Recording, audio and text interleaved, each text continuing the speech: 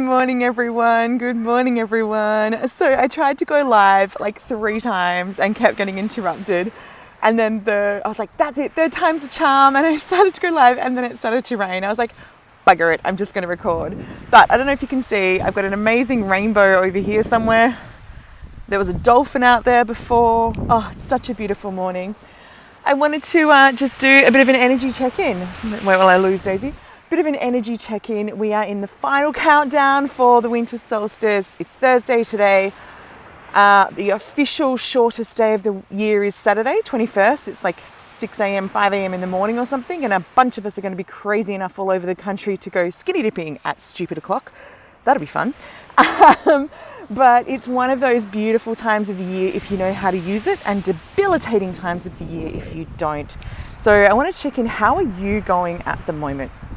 I have had a lot of people reach out to me in the last few weeks saying they are struggling. It's like everything they try and do, everything that used to be easy is now really challenging. They're feeling incredibly stuck, unmotivated, lethargic, all of the fun stuff, and really struggling to push through, struggling to find the momentum to do what needs to be done.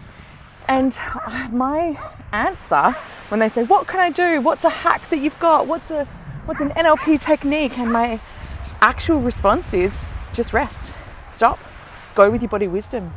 So there was a time when humans remembered that we were connected to nature, and then we forgot. And we built these factories and we built these machine-like lives and treated ourselves as machines. We disconnected from the natural ebb and flow and cycle, and instead became very rigid and structured and hustle, hustle, hustle, push, push, push. Ignore the moods, ignore the energy levels, just make your move and work through it. It doesn't work, especially if you identify as more of a feminine identity, which I definitely do.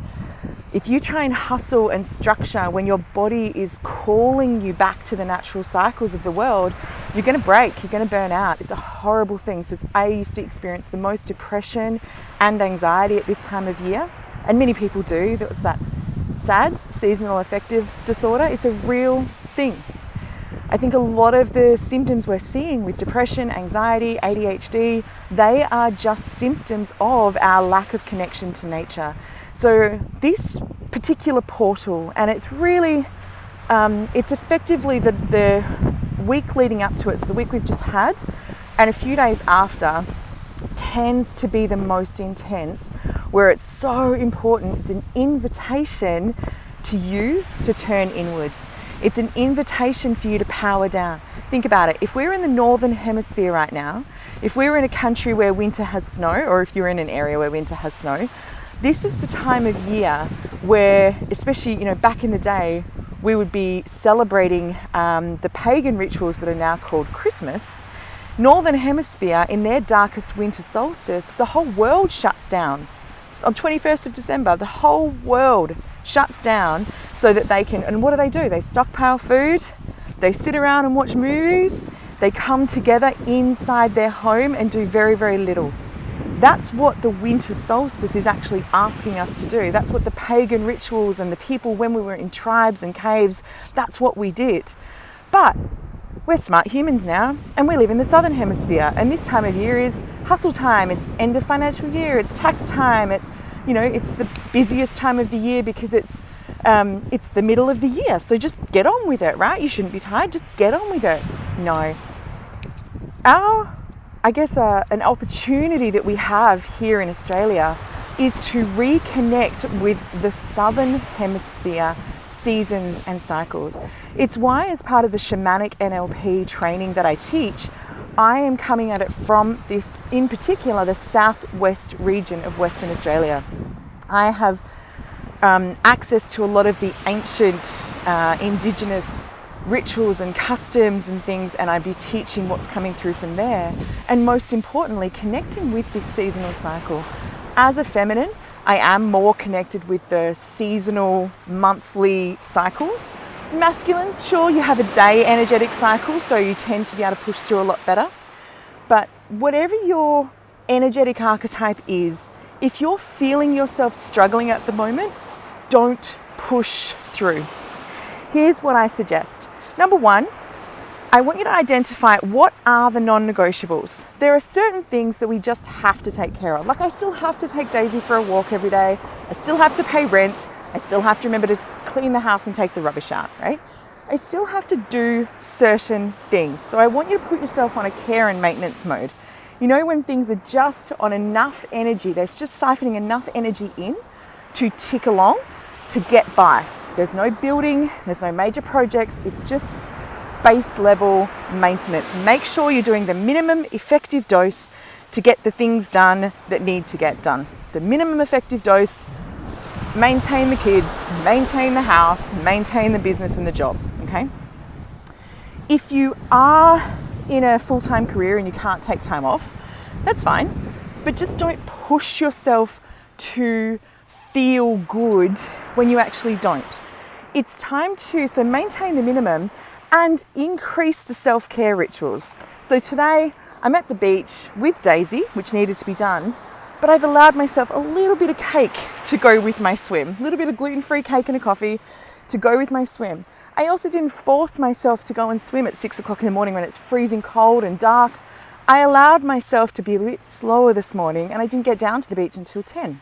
I did all my work before I left the house, then came to the beach, and now I'm working while I'm here because technically this is work for me. So it's maintain the minimum and then be more kind to yourself. For anything you have to do, there's a reason it's called comfort food in the winter. Your body is looking for the extra nutrients because it's burning more, because it's cold. Your body is also just looking to go into hibernation mode, especially some of us that have that body type. We're looking to just hibernate, to sit. We are still biologically wired to stockpile food, to stockpile a bit of extra fat, a bit of extra, nutrients for the winter in case the long season goes on and it's hard to get food again. Now, it's not hard to get food in this society, but our bodies haven't caught up with how easy it is to get an Uber Eats delivery, which I'm discovering is amazing. So allow your body to still operate on its biological needs and desires, but just do it with respect. Have half a piece of gluten-free cake, not the entire cake. And do something that's still moving your body. So the other difficult part when it's cold, it's wet, it's miserable, is we tend to get rid of or drop our grounding practices and our functional movement practices. They tend to be the first to go. We're wearing more shoes, so we're not walking barefoot and grounding. The grass is wet, so we don't lay down. The ocean is cold, so we don't go for a swim. It's so important to push through and remind yourself to do some of these practices. Take your shoes off, walk barefoot along the beach. Just make the time, maybe not as long, maybe not as much, but make the time to connect with nature, connect with the earth, to allow yourself to move your body through the funk. It's dance a little more. If you can't get outside, put some music on and dance inside. If you can't get out to the beach, have a cold shower still, shake those endorphins, at least turn that cold tap on for a few seconds at the end of your warm shower. Whatever it is. And then when you can carve out a little extra time, accept the invitation to go within.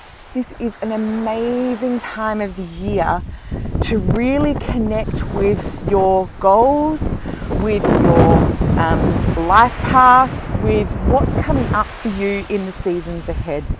Because as the sun turns, as it gets longer and warmer, the busyness kicks in. The invitations start to come more. The pull to be outside gets a little stronger. And we lose time to do those connections. So at the moment, I am working through my vision boarding.